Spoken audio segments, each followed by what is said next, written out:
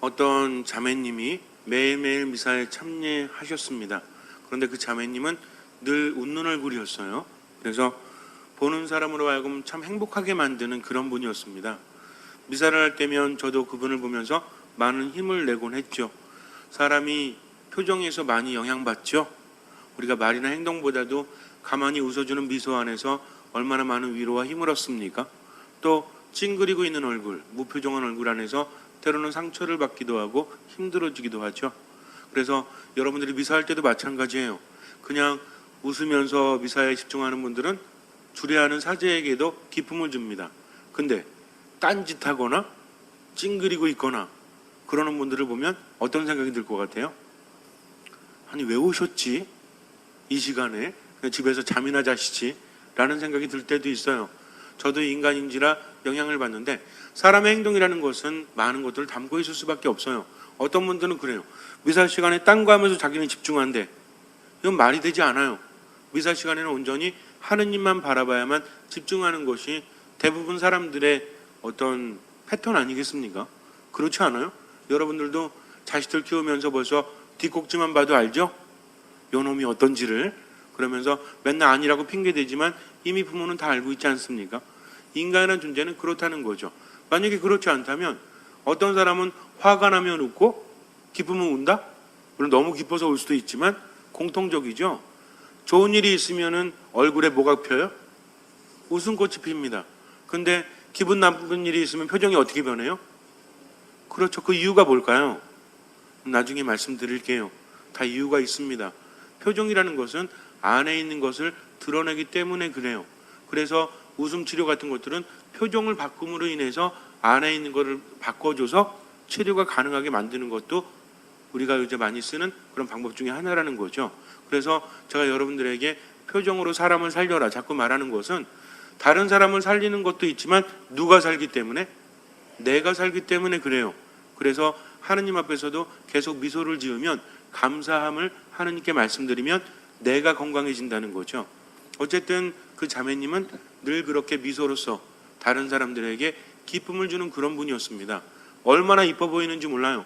그래서 요즘에 보면은 무슨 화장을 한다 아니면은 뭐 양악 수술을 한다 이렇게 하지만 이뻐 보이고 싶으면 뭐 하면 돼? 웃으면 돼요. 웃는 사람. 이거 실제로 실험한 겁니다. 그래서 남자들을 모아놓고 EBS인가 어디서 한번 그 다큐멘터리에서 하는데 남자들을 모아놓고 여자분들 있죠? 여자분들이 딱 나와서 이제 한 바퀴 돌고 가는데 누가 이쁘냐 투표를 합니다. 몇 번에 걸친 그런 실험을 하는데 공교롭게도 웃는 사람이 많이 뽑혔다는 거죠. 그러니까 한 5명이 있으면 첫 번째 실험에서는 1번이 많이 웃고 두 번째 실험에서는 2번이 많이 웃고 이런 식으로 웃었더니 남자들이 누가 이쁘다고 다 찍었어요?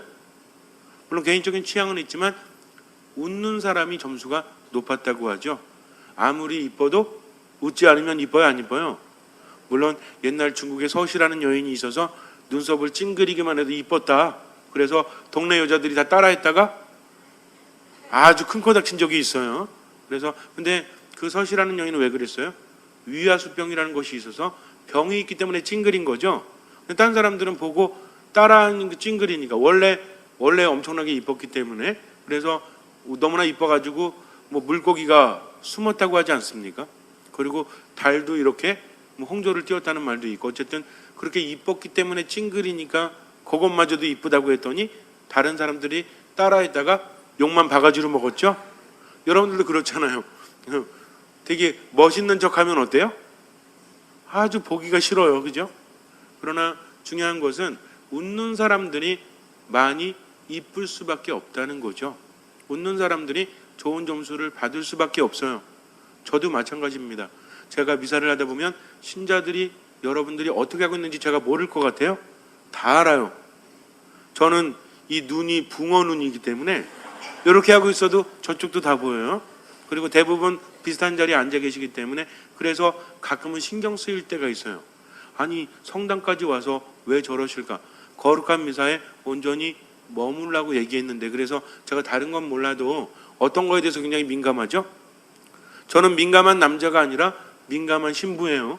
그래서 미사 시간은 굉장히 민감합니다. 여러분들이 미사 안에 온전히 머물 수 있도록 서로가 노력해서 하느님을 만나야 되기 때문에 그래요. 어쨌든 저도 미사할 때마다 그분 표정 보는 게 너무나 좋아가지고 미사가 즐거웠어요. 하느님 때문에 즐겁기도 하지만 그분을 통해서도 힘을 얻기 때문입니다. 그래서 제가 어떤 성당에 가끔 옛날에 군종신부 할 때 성당 가서 미사 한번 하면 그 본당 신부님이 행복한지 안 하는지를 제가 알아요. 미사할 때 신자들이 밝은 모습이면 이 신부님은 어떤 신부님이야? 행복한 신부님이에요. 그런데 미사하고 나서 괜히 가슴이 철렁철렁하면 어때요? 이 신부님은 별로 행복하지 않은 신부님이에요. 그렇다면 우리 본당 신부는 행복할까요? 불행할까요? 맞습니다. 맞아요. 그래서 다른 신부님들이 오셔서 미사를 앞으로 하실지 모르겠지만 정말 그럴 것 같아요. 여러분들 보면서 힘을 얻어서 가기도 한다는 거죠. 그래서 여러분들의 존재 자체가 그리스도의 향기를 풍길 수 있도록 어디서 연습한다? 나중에 제가 여러분들 특히 자매님들 형제님 만나서 손을 꼭 잡으면서 힘드시겠어요? 라고 말하면 돼요? 안 돼요? 안 되죠? 무슨 얘기인지 못 알아듣는 분들 나중에 집에 가서 물어보세요. 무슨 얘기인지를. 그런데 제가 우리 자매님들이 형제님 만나가지고 손을 꼭 잡으시면서 좋으시겠어요? 하면 좋은 거죠? 무슨 얘기인지 모르시겠는 분 나중에 옆 사람한테 미사 끝나고 물어보도록 하세요. 그런데 어느 날부턴가 이분의 표정이 매우 안 좋습니다. 그래서 미사할 때마다 자꾸만 신경이 쓰였어요. 평상시에는 그렇게 아름다운 미소를 지니고 있는 분이 갑자기 안 좋아졌다는 거죠. 그래서 어찌된 일인지. 그런데 어느 날 그 자매님의 형제님이 저에게 와서 이렇게 말합니다. 제 아내가 많이 이상합니다. 요즘에는 아이들과 사이도 좋지 않고 자기하고도 사이가 무지하게 안 좋대요. 그런데 저는 어느 정도 눈치를 채고 있었죠. 표정이 안 좋아지기 때문에. 그래서 어느 날은 집에 있는 물건들을 부시기도 했대요. 처음 있는 일이라고 합니다. 그런 적이 한 번도 없었는데 집에 갔더니 집이 난장판이 돼서 왜 그러냐고 물었더니 자기가 부셨대요. 왜 부셨냐고 물어봤더니 참견하지 말래요. 아니 무슨 일이 있는지 물어보는데도 대화가 안 될 정도로 분노하고 있다는 거죠. 그래서 이제 어느 날 미사를 하고, 그래도 미사는 나오니 다행이죠. 미사를 나왔으니 부시는 걸로 그쳤지, 안 그랬으면 집을 뽀개버렸을지도 몰라요. 그래가지고 이제 미사 끝나고 나서 제가 자매님을 불렀습니다. 불렀더니 자매님이 오세요. 자매님 무슨 일이 있으십니까? 그랬더니 아무 일이 없대요. 아무 일이 없긴요. 큰일 난 것 같은데 지금 표정 안에 하느님이 계시지 않습니다. 그랬더니 자매님이 갑자기 울기 시작을 해요. 그래서 왜 그러냐고 이제 물어봤더니 자매님이 하시는 말씀이 안에 있는 분노가, 화가 폭발해서 견딜 수가 없대요. 여러 가지 이유 때문에 인생이 많이 힘들었는데도 불구하고 그동안 기도하면서 많이 참아냈는데 이제는 견딜 수 없는 그런 고통들이 내게 다가온다는 거죠. 갱년기를 맞이하면서 많이 힘들었대요. 그러면서 모든 사람들이 다 믿고 싫어졌다고 합니다. 옛날에는 정말 좋은 부인이다, 또 착한 엄마다, 이 착한 딸이다 이런 얘기를 들었는데 이제는 어때요? 전화해서 뭐라고 하는 친정 엄마도 왜 무슨 일만 있으면 나한테만 이야기 하나 하고 화가 난다고 합니다. 남편도 모든 것을 당연하게 받아들이니까 이것도 화가 나요. 세상에 당연한 것이 어디 있습니까? 그런데 내가 해주면 모두 당연한 거고 가끔 해주지 않으면 섭섭해하고 그것도 견딜 수가 없는 거죠. 애들은 또 어때요? 알아줍니까?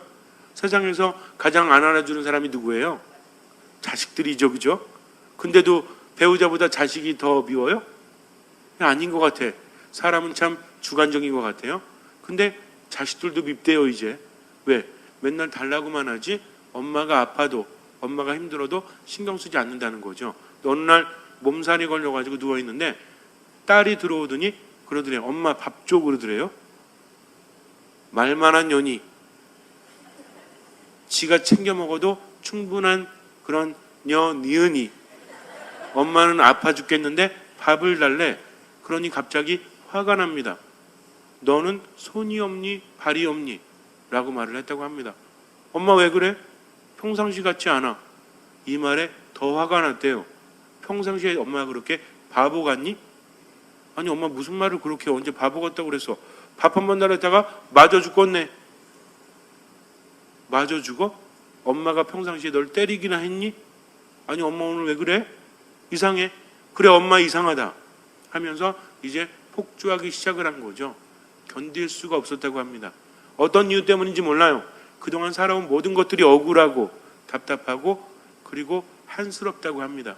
그러니까 안에서 분노가 점점 커졌다는 거죠.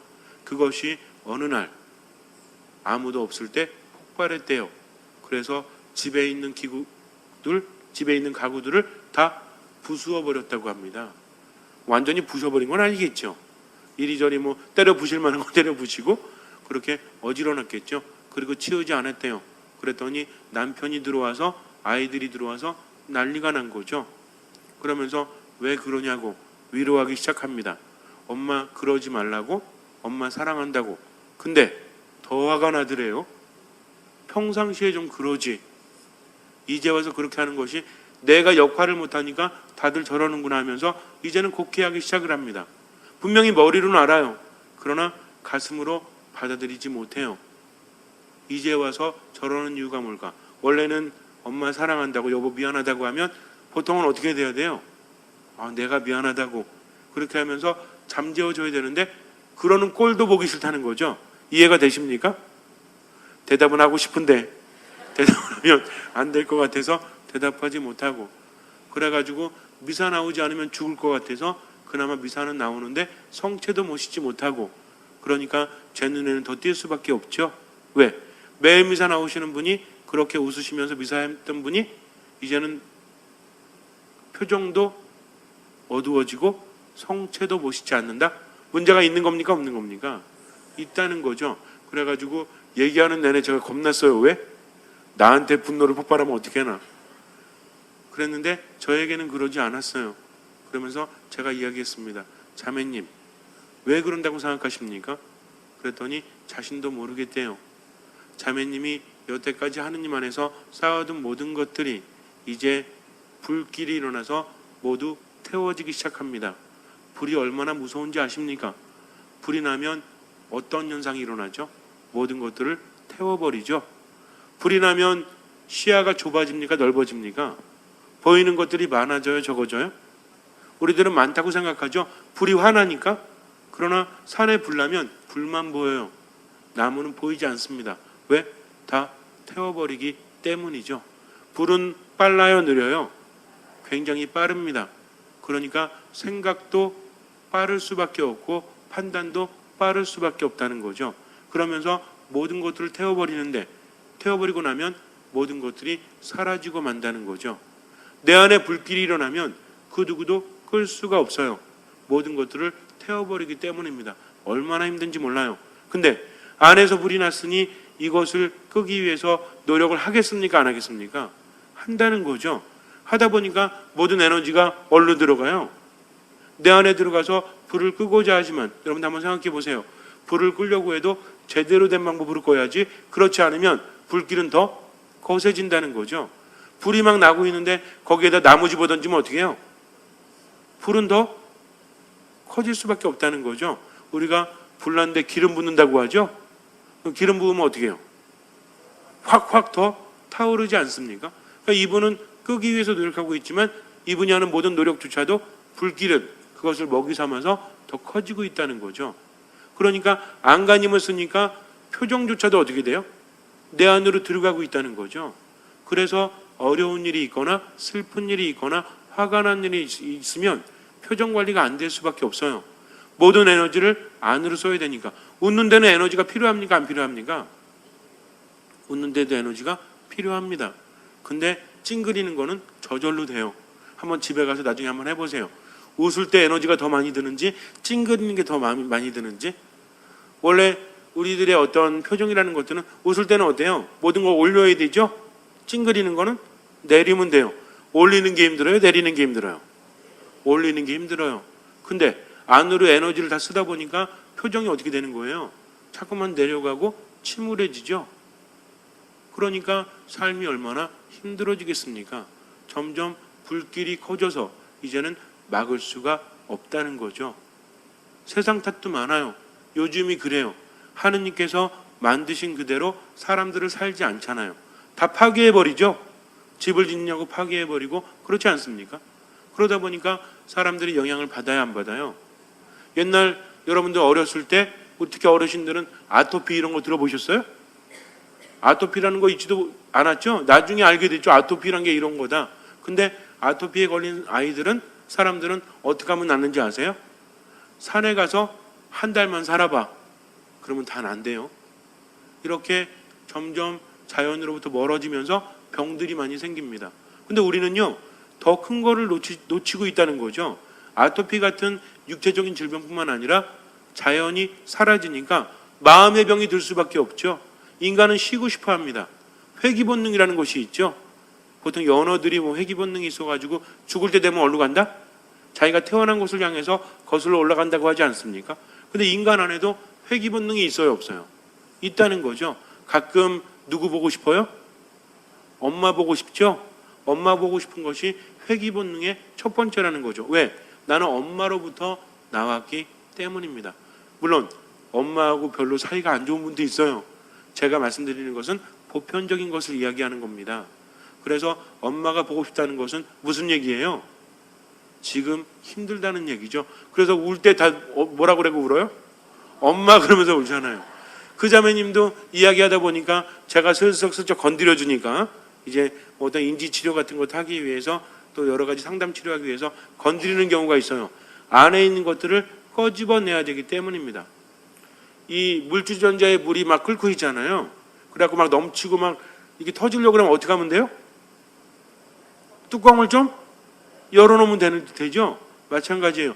안에서 분노가 폭발해버리면 견디지 못하고 나중에는 오장육부가 망가집니다. 그래서 그것들을 좀 꺼집어낼 필요가 있는데 스스로는 꺼집어내기가 쉬워요, 안 쉬워요?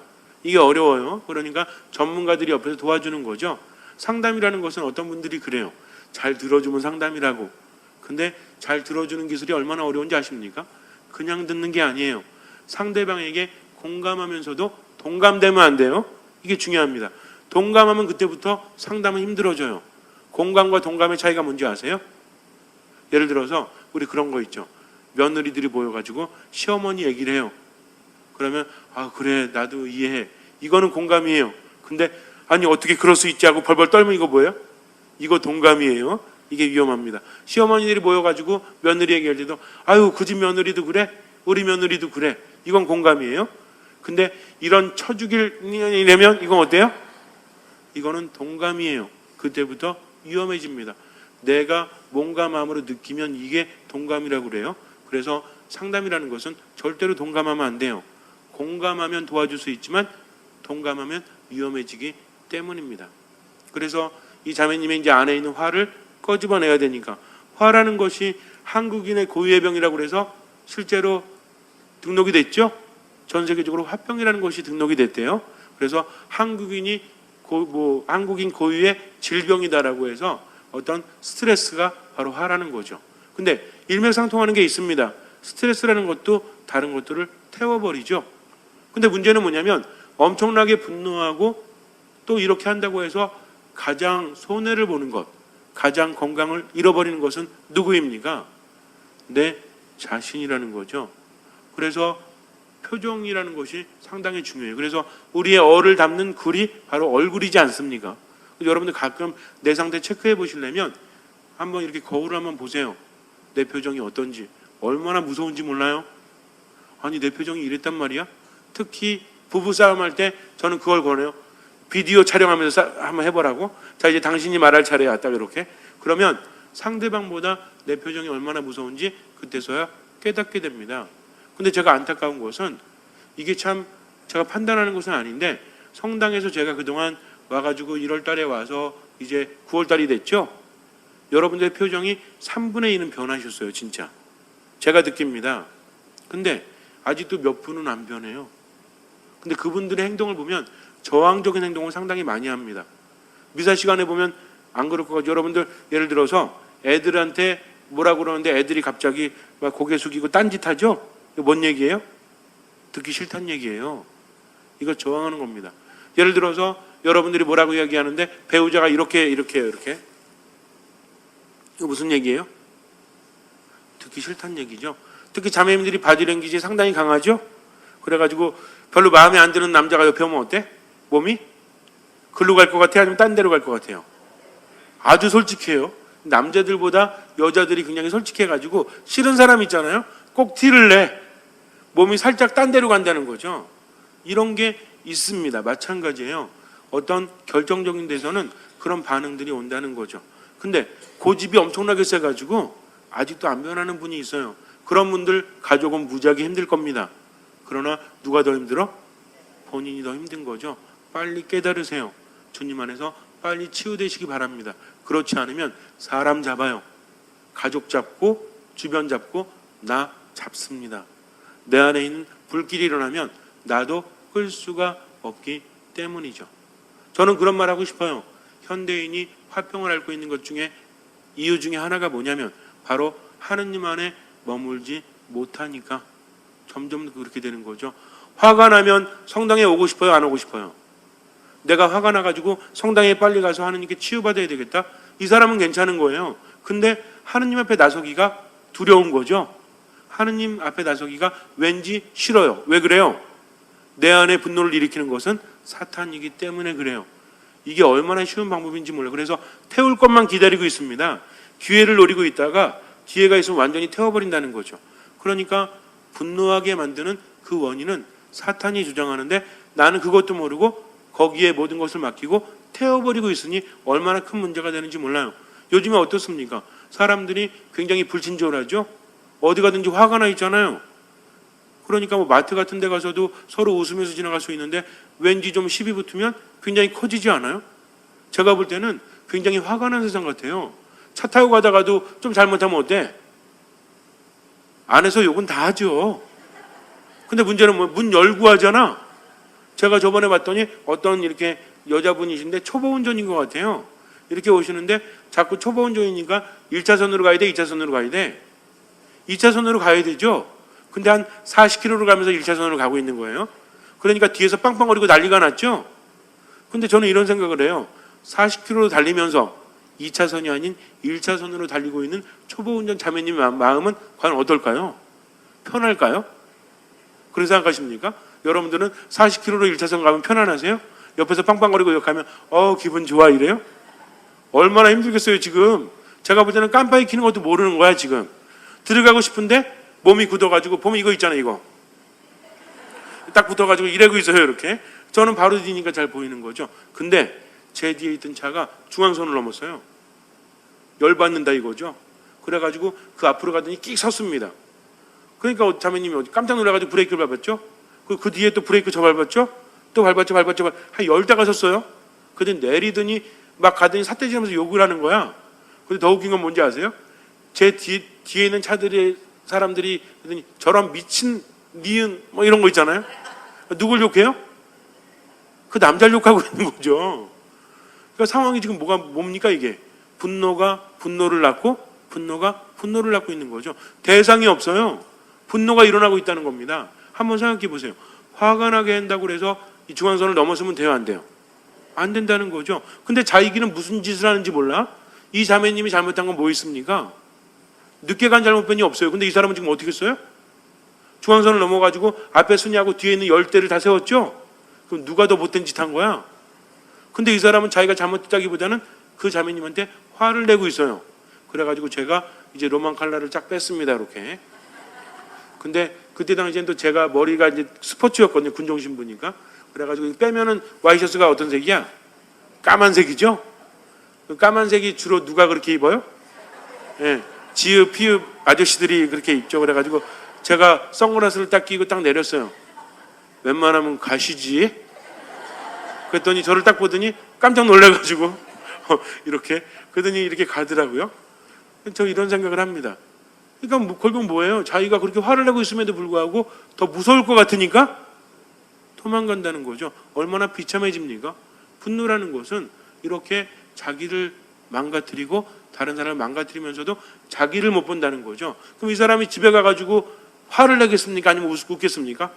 하하 웃으면서 오늘 어떤 일이 있었냐면 이랬는데 웬 조폭 같은 놈이 나타나가지고 아유 너무 기분 좋았어 이렇게 말하겠습니까? 아 오늘 아주 기분 더럽다고 이렇게 하면서 집에 가서도 꼬투리 잡겠죠. 이렇게 분노라는 것은 모든 것을 태워버린다는 거죠. 요즘에는요 화가 난다고 엄마를 찔러 죽였대요. 요새 뉴스를 보면 겁나요. 아니 어떻게 이런 일이 있을 수 있을까? 물론 사이코패스나 소시오패스들이 있어가지고 가끔 그런다고 하지만 말이 안 되는 소리지 않습니까? 그럼 소시오패스가 뭐예요? 사이코패스하고는 좀 다르죠? 자기가 잘못한 거 다 알아요. 그러면서도 어떤 다른 가족들까지도 보험금 타려고 죽이는, 뭐 텔레비전 프로 보면 알잖아. 어떤 사람이 어떻게 했어요? 자기 동생 죽였죠. 전처 죽였죠. 그리고 전처 죽여달라고 자기 후배한테 이야기했죠. 그래가지고 교통사고로 위장해가지고 보험금을 타낸 거야. 근데 어떻게 타냈냐면 자기 전처를 목졸라 죽였대요. 자기가 시킨 사람이, 애들도 뒤에 앉아있는데 거기 타가지고 죽인 겁니다. 이게 남편이 사주한 거예요. 그래가지고 이제 죽이고 난 다음에 그 사람이랑 차가 부딪혀요. 그럼 보험금을 누가 받아요? 보험금을? 아니 상대방이 받죠. 상대방 죽인 남자가. 그래가지고 이제 교통사고 났으니까 위로 차원에서 이쪽으로 돈을 주는 거죠. 교묘하게. 그리고 동생도 죽이고요. 자기 재혼한 부인도 죽이고, 그 다음에 그쪽에 그 처남이죠. 처남도 죽이고. 그러니까 굉장히 많은 사람을 죽였어요. 똑같이 교통사고로 위장해서. 죽여놓고 교통사고로 위장하고 이렇게 하면서 하니까 전문가들이 뭐라고 하냐면 자기만 살고 옆에 동승한 사람이 죽는 경우가 일생에 한 번도 힘든데 이 사람은 3번, 4번이나 그렇게 겪고 보험금도 타고 이러니까 의심을 합니까? 안 합니까? 의심을 한 거죠.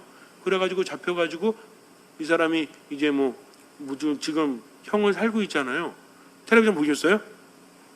드라마만 보지 마시고 좀 그런 것 좀 보세요. 근데 그런 것들이 다 무엇입니까? 자기 가족까지도 죽일 수 있다? 말이 돼요, 안 돼요? 말이 안 되는 게 벌어지고 있잖아요, 요즘에. 왜 그렇습니까? 사회가 미쳐가고 있으니까 그래요. 제가 단언컨대, 장담하건대 앞으로 5년, 10년 지나잖아요. 엄청난 문제가 늘어날걸요. 여러분들 텔레비전 보시면서 웃을 일이 아닙니다. 지금 텔레비전 안에서 자기들끼리 웃고 난리가 났죠? 그거 보면서 여러분들 어때요? 빨리 집에 가서 뭐 봐야 되겠다? 무슨 사나이의 정글 이런 거 있잖아요. 쇼 프로그램들 다 없어지진 않아도 우리 이름은 심각해집니다. 유럽이나 선진국들에서는요, 황금 시간대에 사람들의 감정을 순화시킬 수 있는 프로그램들, 교양 프로그램들, 다큐멘터리 이런 것들을 반드시 넣습니다. 근데 우리나라는 어때요 지금? 황금 시간대 오락 프로그램들만 잔뜩 있죠? 얼마나 폭력적인지 몰라요. 애들이 그거 보고 따라하죠. 여러분들이야 인지 능력은 있지만 아이들은 있어요, 없어요? 없잖아요.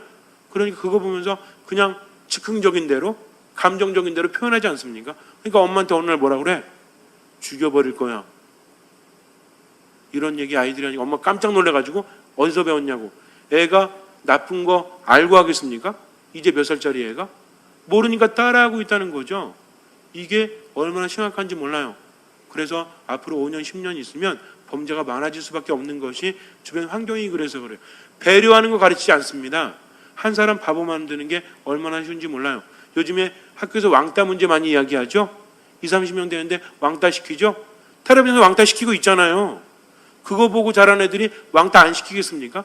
좀 못나면 면박 주고 때리고 벌칙 주고 이런 거 하고 있잖아요. 그러니 학교 가서도 똑같이 하고 있다는 거죠. 이런 것들이 점점 우리를 지배하고 있으니 성인이 되면 어떤 세상이 돼? 폭력적인 세상이 될걸요. 돈이면 안 되는 게 없는 세상이 분명히 될 겁니다. 우리가 정신 차려야 돼요. 그래서 빨리 그런 문화들이 바뀌지 않으면 정신이 죽으면 육신은 죽을 수밖에 없는데 점점 그런 세상이 되어가고 있다는 거죠. 그래서 집에서 텔레비전을 끄세요. 차라리 책을 읽거나 라디오를 들으세요. 점점 더 세상이 무서워지기 때문입니다. 그러다 보니까 사람들이 더 화가 나 있어. 옛날에는 뉴스를 봐도요, 인터넷 처음 초창기 2000년대 초반만 해도 인터넷 신문 같은 거 봐도 이런 일이 별로 없었는데 요즘에는 정말 자식이 부모를 죽이거나 부모가 자식을 죽이거나 이런 일이 얼마나 많은지 몰라요. 그래가지고 사이코패스, 소시오패스란 말이 옛날에 우리가 들어봤어요? 이거 원래 옛날부터 있던 말입니다. 근데 들어보지 못했죠? 근데 몇 년 전부터인가 그런 이야기들이 많이 나오고 있죠? 그런 일이 주변에서 벌어지고 있기 때문입니다. 점점 세상이 그렇게 되고 있다는 거죠. 하느님으로부터 멀어지니까 분노에 들어찬 세상이 돼요. 근데 진짜 심각한 문제는 나는 어때요? 나. 옛날과 비교해서 지금 화가 자주 납니까? 안 납니까? 화를 자주 냅니까? 안 냅니까? 내 안에 사랑이 가득해서 이게 표현되고 있어요? 아니면 분노가 가득해가지고 이걸 누르고 있어요? 대답하지 마세요. 이러고 있으니 이게 삐질삐질 표현되고 있지 않습니까? 그래가지고 많은 사람들이 우울증을 겪죠. 우울증이 왜 오는지 아십니까? 어떤 분이 시부님 제가 요새 식욕도 없고 삶이 우울해요. 운동 부족이에요. 그거는. 그게 아니라 이 안에 있는 것과 싸우냐 기력이 완전히 바닥을 친 겁니다. 그래가지고 힘들어 죽겠는 거예요. 이게 우울증이죠. 이런 것들이 왜 옵니까? 바로 분노 때문에 온다는 거죠. 상실감 때문에 온다는 것입니다. 오늘 예수님께서는 시몬 베드로의 집에 들어가십니다. 그런데 시몬 베드로의 장모가 심한 열이 있었죠. 열이 나면 아무것도 하지 못해요. 정말 심각합니다. 생각은 있지만 그 생각을 올바로 표현할 수도 없고요. 온몸이 기능할 수도 없어요. 우리 또한 마찬가지죠. 분노에 휩싸여서 때로는 우울감에 휩싸여서 모든 것들을 태워버리지 않습니까? 분명히 우리는 하나님을 닮았기 때문에 사랑하고 싶죠. 그렇지 않아요? 사랑하고 싶고 나도 행복하고 싶고 다른 사람도 행복하게 만들고 싶죠. 근데 그게 안 되죠. 자꾸만. 점점 더 안 되죠. 왜? 바로 열병을 앓고 있기 때문입니다. 사탄이 그렇게 조정하고 있고 모든 것을 태워버리니까. 그런데 예수님께서 어떻게 하십니까? 손을 잡아서 일으키시죠. 그랬더니 시몬의 장모가 뭐래요? 즉시 예수님의 시종을 든다는 거죠. 열병에 사로잡혀서 아무것도 하지 못했지만 이제는 누군가를 위해서 열이 떨어지니까 그때부터 삶을 살아갑니다. 여러분들의 삶은 어떻습니까? 다른 사람에게 내어주는 것은커녕 내 스스로 스트레스에 힘들어하고 분노 때문에 괴로워하면서 살아간다면 결국은 이와 똑같이 아무런 기능도 하지 못하는 거죠. 누구만이 살릴 수 있어요? 예수님만이 살릴 수 있으십니다. 내가 어찌하려고 해보지 마세요. 무력감만 체험하게 된다는 거죠. 그러나 그분이 손을 내밀어서 나를 잡아주시면 나는 그 안에서 치유될 수밖에 없다는 거죠. 근데 그분을 만나고 그분을 모실 수 있는 곳이 어디입니까?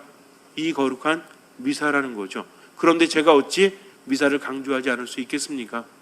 딴 거 아무리 열심히 하셔도요, 미사를 제대로 하지 못하면 그 사람은 참된 믿음이 없는 겁니다.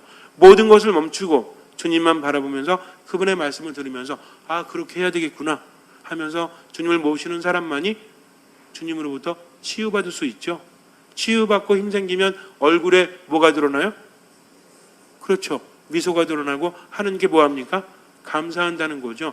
여유가 있어집니까? 없어집니까? 여유가 있으니까 다른 사람에 대해서도 이해할까요? 아니면 오해할까요? 이해하게 된다는 거죠. 저절로 될 수밖에 없어요. 근데 속은 화가 들어차 있는데 억지로 웃고 억지로 이해하려고 하고 억지로 감사하면 어떻게 돼요? 터져버려요. 그러니까 하느님께 모든 것을 맡기십시오. 이 거룩한 미사 안에서 치유받으십시오. 잠시 눈을 감으세요. 얼마나 화가 나는지 몰라요. 나도 잘 모르겠어요. 왜 이러는지를. 그러니까 맡기십시오. 분노의 치를 떨면 떨수록 내 자신이 손해입니다. 그러니 주님께 온전히 맡기십시오. 모든 것을 내려놓지 않으면 치유받을 수 없어요. 고집 부리지 마십시오. 그분 안에 온전히 머무십시오. 잘난 거 하나도 없지 않습니까? 우리가 남들에게 화낼 자격이나 있어요? 그동안 살아오면서 얼마나 다른 사람을 힘들게 했는데, 근데 남들에게는 잘 못하면서 왜 내게 하는 것만 그렇게 화를 냅니까? 배우자에게도 화내지 마십시오. 잘하는 거 하나도 없잖아요. 가족들에게도 화내지 마십시오. 나도 잘하지 못했잖아요. 하느님께도 화내지 마십시오. 부족한 거 투성이잖아요. 그러니 이제는 이 가련한 나를 하느님께 온전히 맡기고 치유를 청하십시오. 고집 부리면서 상처 입은 가슴을 안고 평생 살아가지 말고 하느님 안에 온전히 내놓고 치유를 청하십시오. 그리고 홀가분하게 살아가십시오. 자유를 누리십시오. 주님 안에서 기쁘게 살아가십시오. 온전히 믿으십시오. 주님께서는 그 믿음을 보시고 우리 삶에 놀라운 기적을 일으켜 주실 것입니다.